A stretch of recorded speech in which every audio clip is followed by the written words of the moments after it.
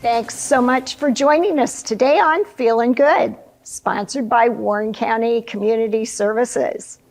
I'm your host, Shelley Abrams, and as you can see, today we are not in the studio. We are on site here at the Voice of America Learning Center, Miami University, here in Westchester, Ohio, to talk about the beginning of the spring session 2023 of the Institute for Learning in Retirement Lifelong Learning Program.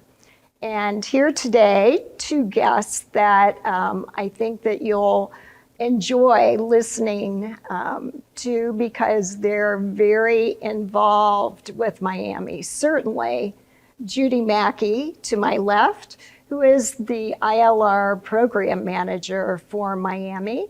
And to Judy's left, Bob Viney, who is a longtime participant, actually as a presenter for ILR programs. And I am going to represent the ILR participants as students, as lifelong learning students today in our discussion. So to get things started, Judy, thanks for joining us today. You're welcome. And tell our audience maybe a little of the background of Miami University ILR and your connection as program manager. Okay. ILR started in 1997, obviously on the Oxford campus of Miami. And so we are in, I guess that makes this our 27th year. And started very small, of course, because it was just started by a passionate member of our university staff who was working for Scripps Gerontology at the time. And she knew of these programs, these Institutes for Learning and Retirement at other universities, and thought, why doesn't Miami have one? And of course, any great idea takes a passionate volunteer to get it going, and that was Pat Bauer. She was the one that got it underway. Sadly, Pat passed within the last year, but she was involved, as most of our volunteers are, right up until the time that mobility or anything else prohibits that. But she started off. We started off in 1997, as I mentioned, with just 10 classes. And from there, we have blossomed and grown to the point that we now offer this semester, spring semester, 75 different, not only classes, but tours, bus events, other social events. So we're bringing everyone not only in the classroom, but also out and about in the community. And we've grown not only from Oxford, but we now hold classes here in Westchester at this beautiful regional campus for Miami, the Voice of America Learning Center. We have classes in Hamilton, Monroe, Fairfield, and now, thanks to the pandemic, there was one silver lining, and that happens to be the fact that forced us to go online. So wow, online is not ideal for the part of our mission that is social connection. It is ideal for those that are joining us from across the country or even across the county, because those of you who took classes over here and always found the drive to Oxford a little time and distance prohibitive can now just get on your computer and join our classes. So it's really been a great silver lining. So, and that's where we are right now. We have, at any given time, roughly 350 to 400 students participating in, as I mentioned, 75 events. And we are busy. Our classes run typically once a week for 5 weeks, 75 minutes each. And they are back to back to back to back with roughly maybe 3 in each time slot. So a lot to pick and choose from. It's like the buffet. We say you can come up to the buffet. For ILR, you pay one price. And depending on how much room is on your plate, you can fill it to your heart's content, and away you go. So. Well, interestingly enough, in one of the classes I was involved with just this week, as we just started our spring session on Monday, one of the virtual classes where, you know, all of us come up in squares on our WebEx that Miami uses on our laptop. In my case, I use a laptop. And so our names are in each of the squares and so forth. So we were kind of giving some feedback and so forth. And here one of the ladies was saying, yes, I'm coming to you from the Indian Ocean. I'm on a cruise. And so she actually, I thought Italy. Last year when we had this, one of our classmates came from Italy because she lives in Italy. Right. Here, this lady is on a cruise coming to us from the Indian Ocean. And I said, okay, you get the prize for coming the farthest so far that I've heard. But then, you know, a couple other people said, oh yes, I'm north of New York City, I'm coming from California, et cetera, et cetera. And I know a couple, I think it was 2 years ago for Christmas, I bought a gift certificate, which is available for Miami's ILR program. And I gave it to my sister-in-law who lives in Florida. And so she and I were in classes together, which would have never happened before. And that was very neat. And I know that a couple of the professors, I think their children were able to join a class that one of their parents was presenting, and that was a first for them, that they had never really been able to be a part of a class that their parent was teaching. So really the virtual has been a silver lining in many different ways that you would not have even expected. Correct. Yes. And not only do we have children of the instructors able to join, the one you're mentioning, I think we're thinking of the same one. Uh-huh. He said, my dad taught at Miami for his whole career, and I've never sat in on one of his classes. I know, I thought and that. so we were able to bring him in from out west somewhere to attend his dad's class. So we have that, but we also have, you also mentioned the woman in Italy. Mm-hmm. She was a student of one of the professors when she was here and he was teaching. So she said, I've so missed him. And now I get to be back in the class again, which is so exciting for them to reconnect. So it's those connections. And then also we have students who have moved on and moved away that are now able to come back. And we had a couple of those join our classes with their children from a different state. So they're seeing their children in our classes Right. when they are, you know, Exactly. sometimes thousands of miles away. So just all of that has been so exciting and so unexpected. Yes. But yeah. We would never have really anticipated that, but that's how it's evolved, you know, just virtually. And then just the other day, and explain this to me again, someone said, one of the presenters said, oh, you can tune in on your phone Yes. and listen to the class also, right? Yes. Okay. Yeah, all of our classes that are virtual are held in WebEx. Everyone has heard of Zoom. WebEx is very similar to Zoom, just a different provider. Miami actually has licenses for both, but we happen to use WebEx because it's the only license they had at the time. But the pandemic started, they now have both, but we're not changing horses midstream, so we use WebEx. But WebEx, you can download the app on your phone, so it'd be Cisco WebEx Meetings, have it right there on your phone.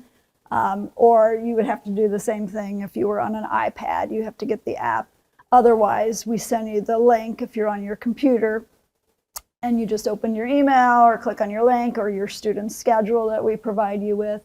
Click on the link and you're there. If you happen to not be near your computer and you're traveling and you don't want to miss the class, you can just open the link on your phone and get into the class that way, and so listen. you don't miss anything. So yeah, it's just amazing. Amazing, And amazing. technology is just, It is. yeah. It is. Where would we be without it? That's right. And I always say technology's a beautiful thing when it works. So Well, there are always troubles. and I have to say, thanks to you and your team, your tech team has been members of the board. Not necessarily. Okay. When the pandemic hit, which was, we were 2 weeks into our spring registration in 2020, we had to just cancel everything because unlike the student body at Miami who can make that shift because they can pick up their phone and computer and do anything, we weren't there. So we had to cancel our spring semester. I had never been in a virtual class, and all of you had never been in a virtual class to my knowledge. Right. So we were all learning from the ground floor up. So what we did was cancel spring. We spent the whole summer, first I learned WebEx, and then I gathered a team of willing volunteers. And volunteers, you're a volunteer, volunteers are the drivetrain of ILR. If we did not have volunteers, we would not have a program. But I put out the word, was able to gather about a dozen volunteers to form what we refer to as our tech team. And we just learned one-on-one how to use WebEx, and got in, opened up a meeting and got in, simulated a class, learned all the different features, some of which we'll never use, but we wanted to know what every little button did. Right. And from there, we went ahead and scheduled all of our fall classes, and then we teamed up one of our tech team members with however many classes they were willing to host. And so they started working one-on-one with our instructors, who are all volunteers, to teach them how to use the WebEx environment. And from there, it's only grown, because the more you get in, the more you see it really isn't that intimidating. It's really quite easy. Right. And so it's grown from there. So once the instructors got in and they found that they could do this and it was actually pretty enjoyable, they told two friends who told two friends, and it's only grown. Right. So, Right. yeah. Oh, very good. Well, I did mention the board. ILR is a nonprofit, right? Self-sustaining. And Self-supporting. Yes. Yeah. Hopefully self-sustaining, right? Yeah. But it is through just our fees and donations. Yeah. Correct? ILR in and of itself is not a 501c3, but Miami is. So we fall under that umbrella. So yes, we are self-sustaining. So that means we pay our own way. So our registration fees cover our expenses. Now, Miami does provide quite a bit of other support for us that we could not survive without: office space, equipment, these beautiful facilities. Right. The registration system we use, which is huge. So all of that support is in place, but financially we pay our own way. So there are roughly across the U.S., at last count, over 500 institutes for learning and retirement. Not all connected to a university, but many are. Well, speaking of that, anymore now, when going on vacation, I either, during the planning of the vacation, I look to see if there's a lifelong learning office wherever I'm going, and then try to call ahead and say, we're coming. Are classes in session, or could we swing by and just say hello? And that's turned out to be very, very interesting, in that Hilton Head had one, just happened upon that, just going through one of their museums one day. And suddenly there was a sign up at a door, and it's and they happen to be Ollie, but they, welcome, class starting at 1. So I just sort of hung around until it was 1 o'clock because I didn't sit in on the class. I just popped in and just said greetings from Miami University, ILR, in Ohio. And there's a camaraderie among people who take the classes, I think, because they do have that passion for lifelong learning and appreciation for it. So it's kind of a neat bonding when you can go anywhere. Well, clearly any state in the United States, evidently, according to what you said, and you would be able to find at least one. Oh, sure. And I'm sure more than that. Then we went to Myrtle Beach and we found one at Coastal Carolina. And we visited, and they invited us into a class. She's a party crasher. And then just a couple weeks ago in Long Beach, kind of drove around on our own to see what Long Beach looked like, and the university was right across the street. So I looked up the Lifelong Learning Office, and we started there, and we kind of made our way around campus and just self-driving and so forth. So it's really turned out to be quite a nice opportunity to find camaraderie wherever you go. So, again, it has those benefits that you didn't even think about. Oh, yeah. And that's that social part that we find so important. We find that even in our classrooms here. I hear stories all the time of one gentleman. I've told his story a number of times. He and his wife moved here from California. When they retired, basically just looked at the map and said, we want to get out of, where we are, taxes too high, whatever. And let's do Ohio, and Miami University looks interesting. And so they moved just outside of Oxford and started attending ILR courses, and then attending them as a student, which is always the way we liked people to get in, to see what we're about, and then make that leap to start teaching for us, which he did. Has nothing to do with his career. People teach sometimes about what it was they did in their career, but more times than not, they're teaching about their passion.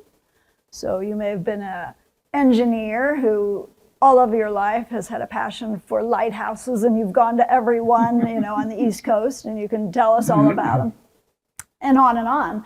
And so he came, and he knows everything there is to know about all of the movies, who starred in the movies, who won every Academy Award, and then not only that, the behind the scenes, the supporting roles. And so he did a movies class for us, and it was amazing. And he did that for 10 years. So that's 2 semesters a year for 10 years. And his wife got in on the act, and she made movie-themed cookies for every movie he was doing. But, they tell the story that they came here knowing no one and knowing not what to expect, got involved in this little program. And they said, truly, some of our best friends are now this group, and they refer to them as their family. Right. So, and That's you find that story. just in and outside of all these classes, people just meeting others like-minded, wanting to learn, but also at a like stage in their life where they can, are looking for developing those friendships, and it happens. Great. So, Great. yeah. Well, speaking of participants that made the leap to presenter, Bob Viney, you might share a little bit about the background connection of you learning about Miami ILR and becoming a presenter. Yeah, I started going to classes with you, and then this is not related to my career at all, but I started getting interested in politics, and particularly national politics and policies that were coming out of the divisiveness in the country, and having in my career been in business and had to analyze declining business situations. You know, you get in and you become in charge of a brand at Procter & Gamble, and it's been going down for 3 years. Your job is to turn it around. So how do you analyze what the problems are? Right. What's causing the problem? What are the solutions that would get you growing again? And they could be, it's usually a complex combination. So it could be product, could be packaging, it could be advertising, promotion, sales efforts, something in manufacturing, costs. There's all kinds of competition. So there's all kinds of issues that you have to be able to pull together and come up with a plan that says, these are the factors that'll have the greatest impact on the change we want to make. So how do we implement them? I took that same approach to economics and immigration and gun control and some of the other issues that we have in the country that our leaders don't seem to do that kind of thinking. They jump immediately. If I'm a conservative, I jump immediately to one solution. If I'm a liberal, I jump immediately to a second solution, and never the twain shall meet, right? So I started by doing blogs, and then Shelley said, why don't you take that blog content and teach an ILR class? I like that. So I started teaching an ILR class, and then I went on to OLLI and to try to expose more people to it. And as I started getting positive feedback, very positive feedback, I thought, well, just teaching it to 20 or 30 people at a time is, twice a year is not very scalable. So if this really seems to be of value to people, maybe I should try to write a book and translate the course material into a book. So having never written a book in my life, I've written business documents and proposals. I wind up writing a book. Yes. And this yes. basically came from the Miami ILR course content. And I wanted to try to make it interactive. So there's a whole chapter that is just ask questions, and it asks people to rate their answers. And then at the end of the chapter, it says, well, if you chose this answer, you probably, feel this. If you chose this answer, you probably feel that. I hope you'll keep an open mind as you go through the rest of the content. And never done that, but it seems to work well.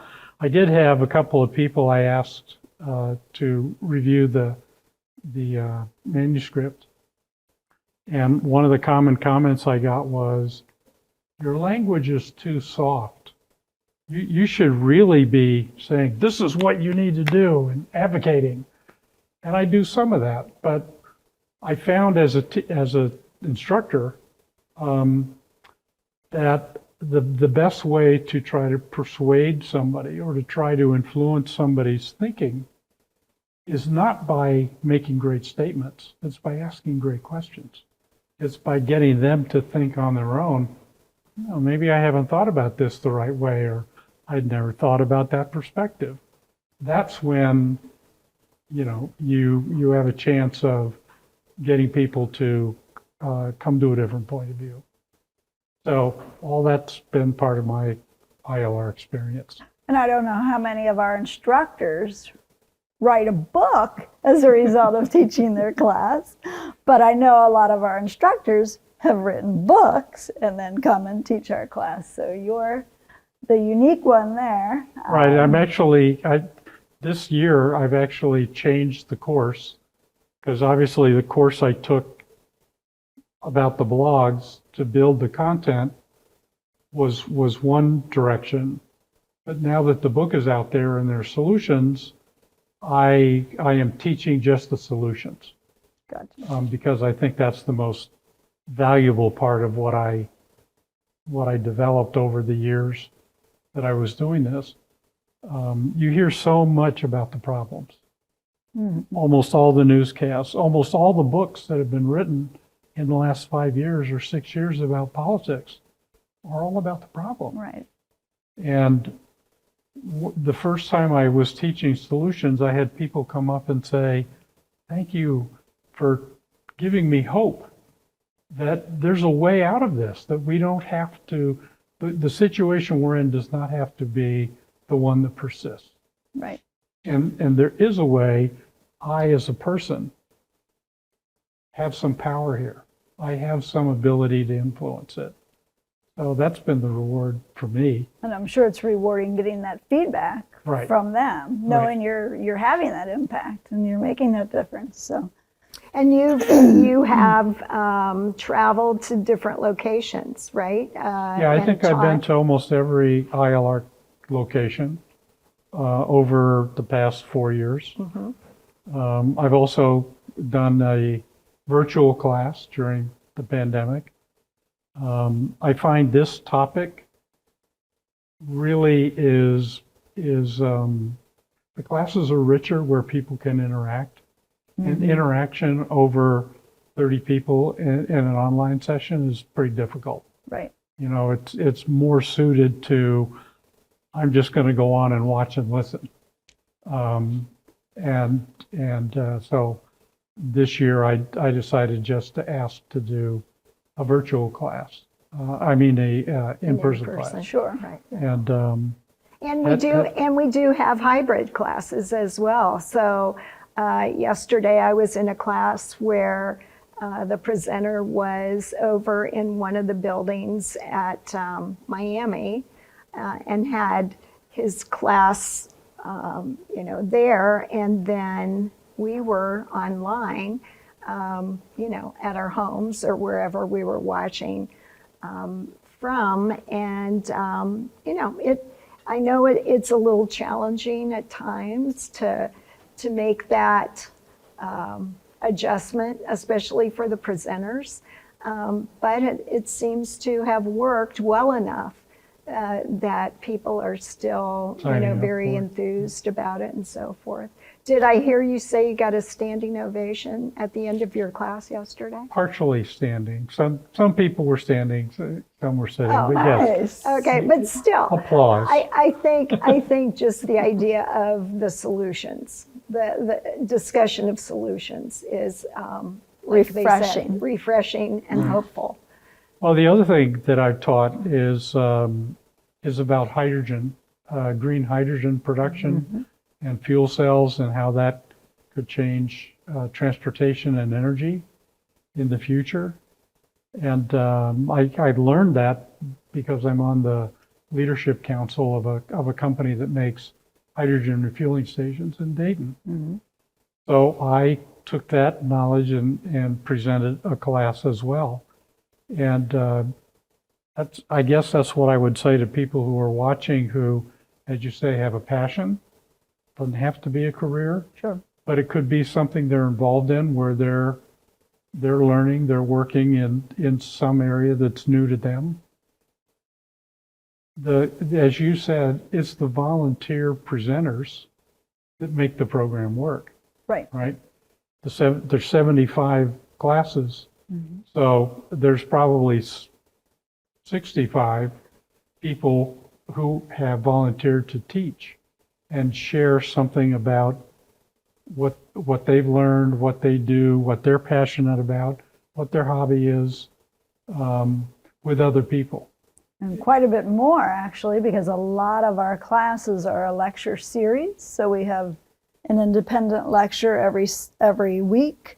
So that might be 5 different that's right. presenters. So at any given time, we're probably looking at around 125 presenters per semester. So a lot of moving parts to make that happen. But presenters, we had one yesterday who's not yet fully retired, professor at Miami.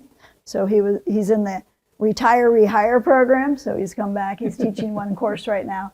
But they get such a kick out of this because this is their passion. This is what they've done for their living. And now they get to present this knowledge to a group that is very engaged, very hanging on every word, very interested, and asks questions. And they don't have to grade papers, these professors, or give tests or create exams. So for them, it's just the best of every world. Just the joy of to teaching. show up and just give that knowledge and see a group of people that's so receptive. See, your to audience getting is that. leaning in Yeah. rather than leaning back and saying, entertain me. They're leaning in and saying, we want to learn what. They're not texting through the class or, you know, sleeping, at least not on purpose. And yeah, so it's very energizing, I think, for these professors. And most of them, like you, who come along and teach for us, come back again and again, because it is, it is just a great experience for everyone. And that's what makes the program. It's just everyone coming together, all those moving parts, as I said, coming together for that same purpose. So not only the volunteers teaching, but all of the other volunteers behind the scene. You mentioned the tech team, but we have curriculum committees. You're part of the curriculum committee out here, publicity, we on and on we go. Well, Special and the events. people that support the presenters.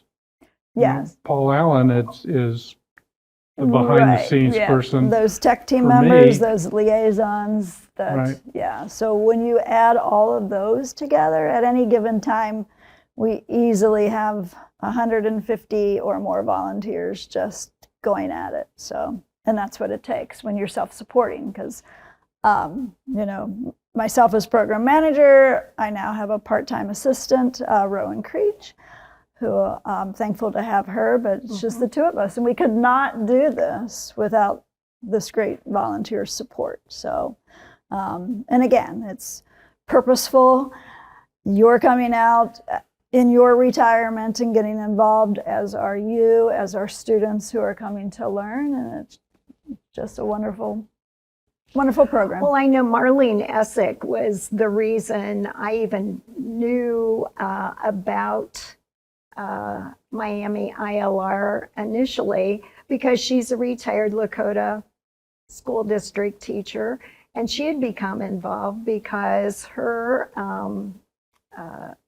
Tom Hayden, the former superintendent, well, retired superintendent of the Lakota School District, got her involved.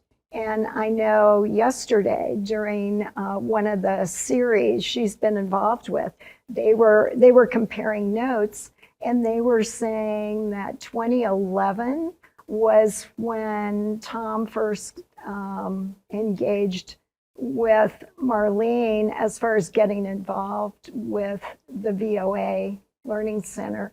And so anyway, that's just, I mean, you get retired teachers and administrators and, you know, engineers, other professionals, doctors, etc. However, that's not a requirement, is it? No. I mean, you don't have to be a university graduate.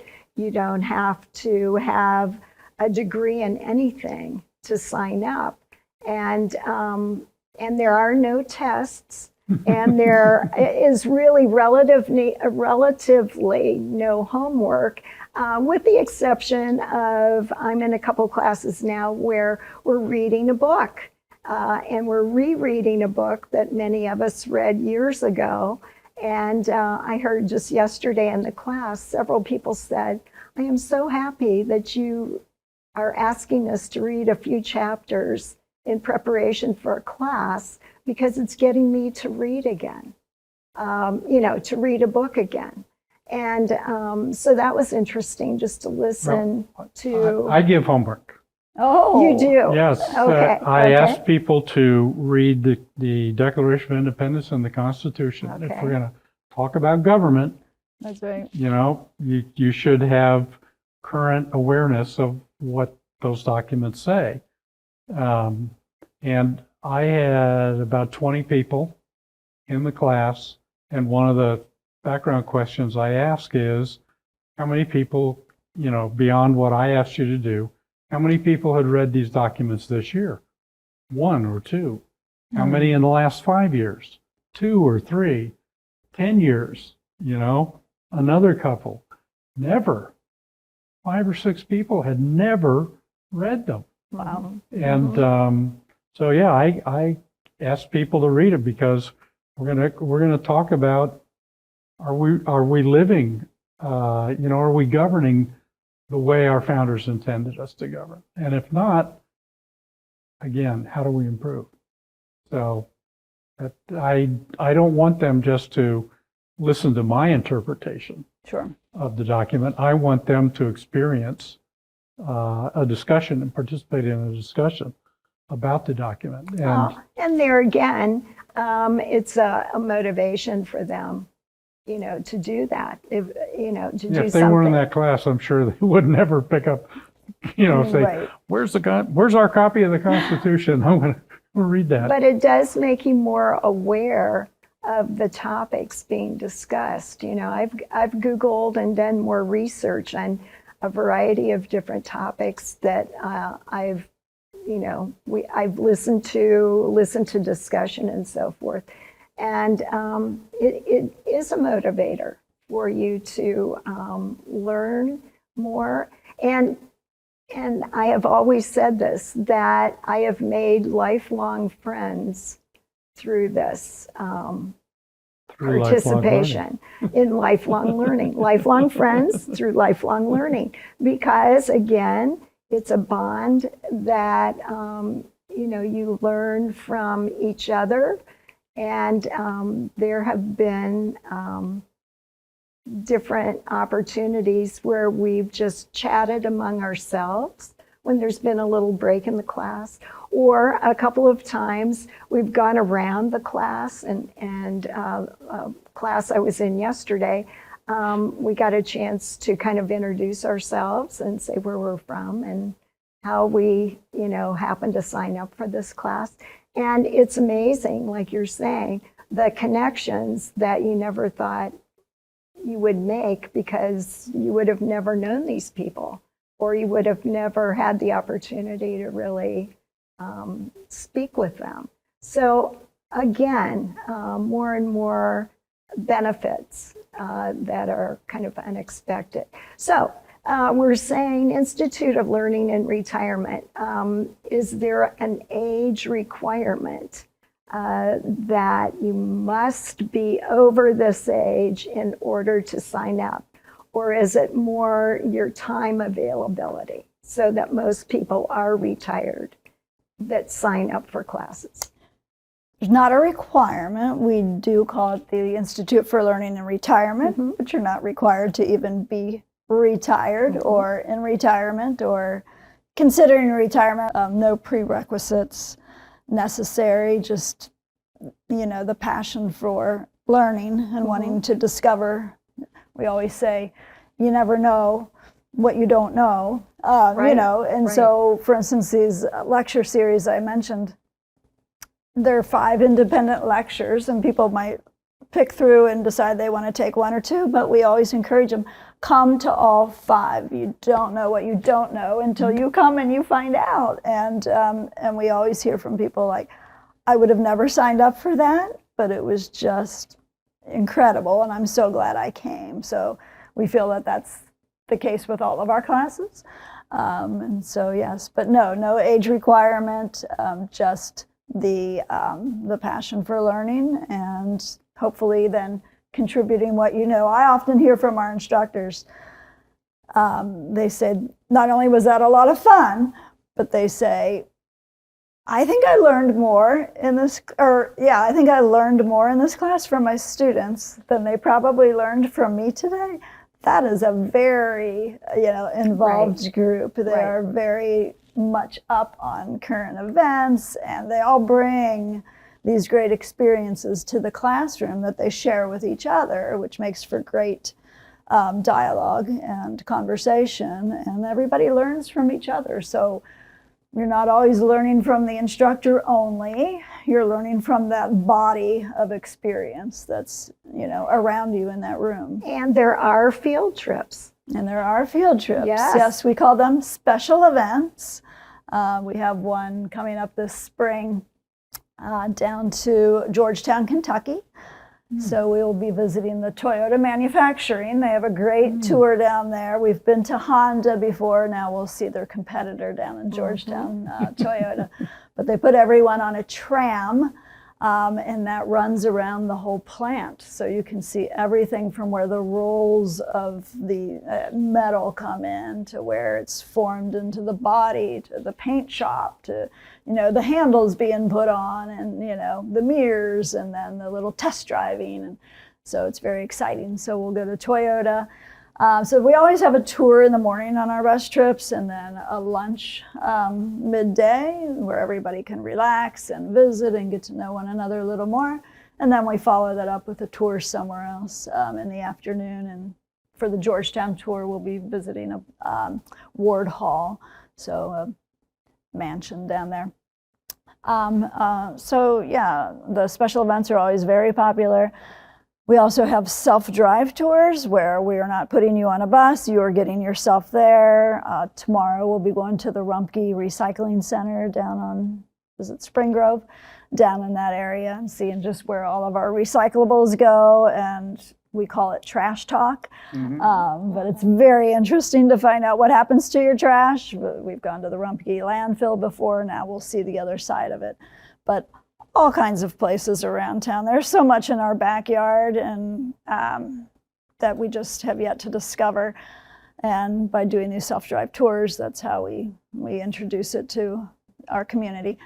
But those tours, we have now moved into our special events and made them open for not only our members, those paying that one price and going to the buffet, but also our non-members. So those who choose for whatever reason, their schedule or what have you, not to take the full boat of classes, they can participate as a non-member and still take those great tours and come in that way. So we like to see them both ways, maybe someday as a non-member migrating into membership, but it's not required. So I'm sure that we have teased the idea for our audience of signing up for ILR, and they're probably thinking, well, how can I sign up like right now? Well, spring session is already in session, so you'll probably need to wait until fall. And do you want to give us the fall dates? Fall semester starts October 2nd. It'll run through November 3rd. Our semesters are always 5 weeks long. Some classes run beyond our 5 weeks, so it's not required that you stop at 5. If you want to teach a 6-week course or an 8-week course, we can handle that as well. But our typical semester is 5 weeks. If they want to get signed up so that they receive one of these, our course catalog, they can go to our website. It's Miami OH, as in Ohio, miamioh.edu/ILR. And down at the bottom of our homepage, there is a link for signing up to receive a catalog. And once they get on that mailing list, they'll stay on there for 3 years. And if they participate, then 3 years after that. So it's a 3-year cycle for the catalogs. They can also sign up on our website to receive our email newsletters. The catalog only comes out twice a year, and that's the only thing we send through the mail. Everything else is digital. So they can do that online as well on our website. So, very good. Well, this year my class of 1973 at Miami is getting ready to celebrate their 50th class reunion at Alumni Weekend in June. And I've already talked with the alumni coordinators for all alumni, and we're going to get some ILR materials to them so that they can put them in the little packets for all the alumni to get more information about Miami ILR program. And maybe they'll use, maybe they'll use this link as a little promo as well, because I think you've done, thank you, both of you, a great job of giving us an overview from your distinct perspectives. And I could go on and on and on and talk about being a part of ILR, but I think probably our Feeling Good time has come to a close. So I thank you both for joining me today here at the Voice of America Learning Center, Miami University, in Westchester, Ohio. I hope that you took notes, and if not, you can just watch the show over and over again. You can watch it on ICRC, you can watch it on YouTube, you can watch it on Channel 6, the City of Lebanon station. And if you watch it on YouTube, like us and subscribe. We'd appreciate it. So we hope that you will take advantage of lifelong learning that's offered here in our Southwest Ohio area, and we hope that you're feeling good. Bye for now.